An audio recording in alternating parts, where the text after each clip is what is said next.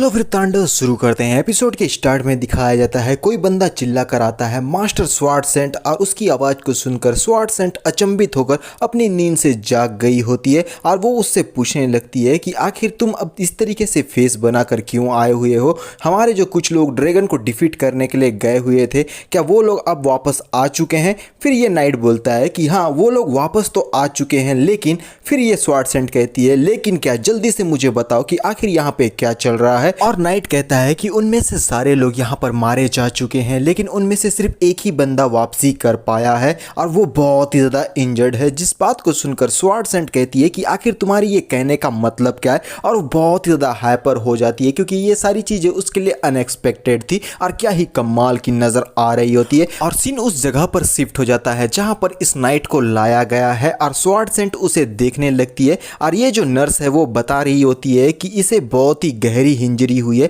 यहाँ तक कि किसी भी प्रकार का कोई भी हीलिंग पोशन भी इसके ऊपर में काम नहीं कर रहा है। और इस बंदे की ऐसी हालत करने वाले हमारे लिन के गॉब्लिन्स थे और स्वार्डसेंट उससे कहने लगती है कि आखिर तुम्हारी इंजरी जो है वो इतनी ज़्यादा गहरी कैसे हो गई और बाकी के जो नाइट्स तुम्हारे साथ में गए हुए थे उन सब का यहाँ पे क्या हुआ। और नाइट बहुत ही ज़्यादा खांसते हुए कहने लगता है कि मास्टर स्वार्डसेंट, हम लोग जब उस जगह पर जा रहे थे तब हम लोगों को हीरो क्लास के कुछ गॉब्लिन्स का ग्रुप मिल गया था और उन गॉब्लिन्स ने हमारे बाकी साथियों को, यहाँ तक कि कैप्टन को भी कैप्चर कर लिया है। प्लीज़ आप उस जगह पर जाके हमारे टीममेट को बचा लीजिए और साथ में हमारे कैप्टन को भी। और फिर ये नर्स बोलने लगती है कि तुम्हें इतना ज़्यादा बातें नहीं करनी चाहिए, ये तुम्हारे हेल्थ के लिए बिल्कुल भी ठीक नहीं है। नाइट बोलने लगता है कि वो लोग बहुत ही ज़्यादा एक्स्ट्रा ऑर्डिनरी थे और उन लोगों से निपटना बिल्कुल भी आसान नहीं था। और फिर यहाँ पर उसकी हालत और भी ज़्यादा ख़राब होने लगती है, ऐसा लगता है जैसे कि वो मर रहा है। और फिर नर्स उसके पास में आकर कहने लगती है कि तुम्हें अपने आप को इसी तरीके से स्ट्रॉन्ग बना के रखना होगा,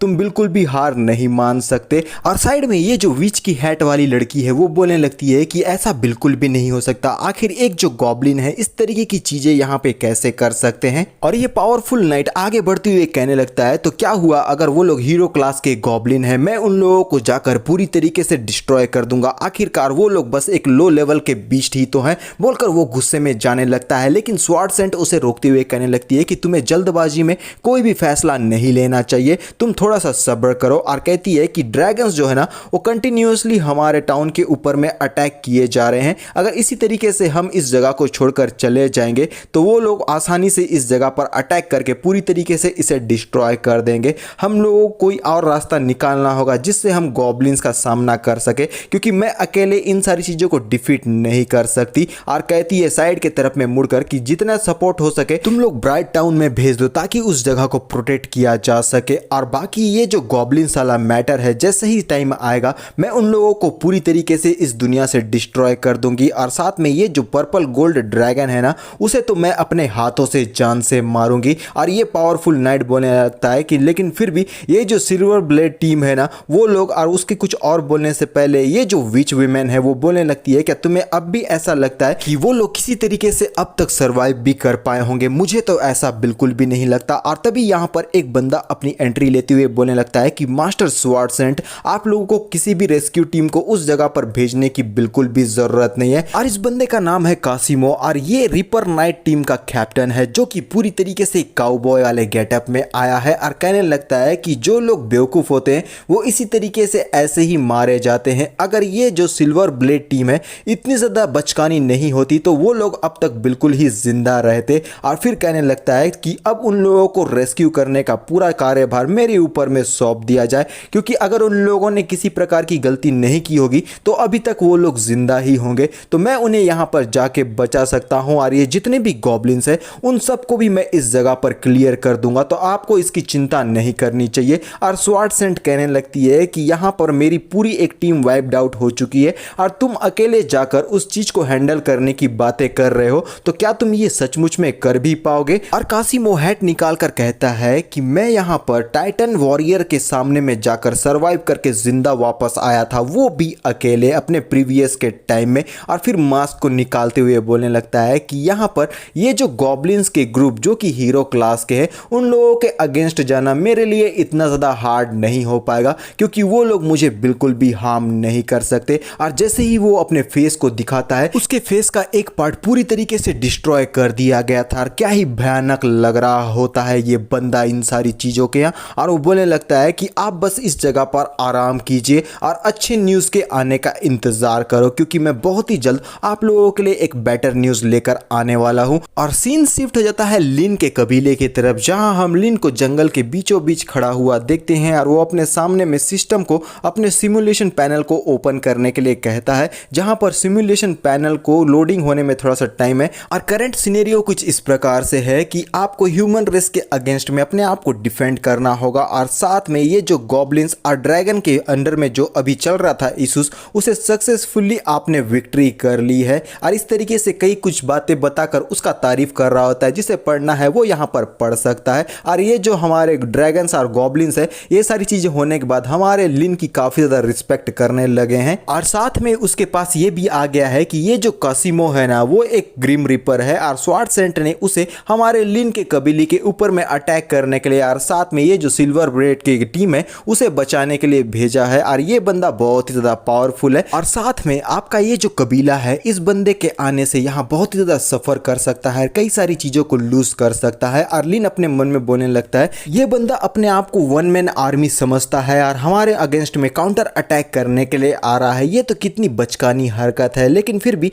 क्या इस बंदे में इतना दम है कि ये मेरे पूरे कबीले को इतना बड़ा डैमेज यहाँ पर सचमुच में भी दे सकता है। और फिर वो यहाँ पर अपने स्टेटस के साथ में कुछ चीजें कर रहा होता है, और यहाँ पर migrate to avoid the attack, rating ambush Kasimo, rating +10, attack first and kill Kasimo, rating 20। इस तरीके का ऑप्शन हमारे लिन के सामने में भी आ गया होता है, और अपने मन में कहता है कि उसके अटैक का इंतजार करने से बेहतर ये होगा कि मैं यहाँ पर सामने से उसके तरफ में अटैक कर दूं, इससे हम लोगों को कम से कम लॉसेस होगा। और स्टेटस दिखाया जाता है कंक्लूजन का, अगर यहाँ पर आप कासिमो के साथ में मरते दम तक वाला फाइट करते हैं तो आप भगवान आपके साथ में रहेगा। रेटिंग जो है वो 20 पॉइंट है, मैक्सिमम 100 पॉइंट है, रिवॉर्ड जो है 20 LP, स्टिमुलेशन कंप्लीट जो है टाइम पीरियड 3 दिन का दिया गया है। और लिन अपने मन में कहने लगता है कि मेरे ख्याल से ये जो बंदा है ना, वो यहाँ पर कोई नॉर्मल बंदा बिल्कुल भी नहीं है, कि इससे पहले कि वहाँ पर अटैक हो, मेरे ख्याल से मुझे सारी चीज़ों को यहाँ पर फिगर आउट कर देना चाहिए,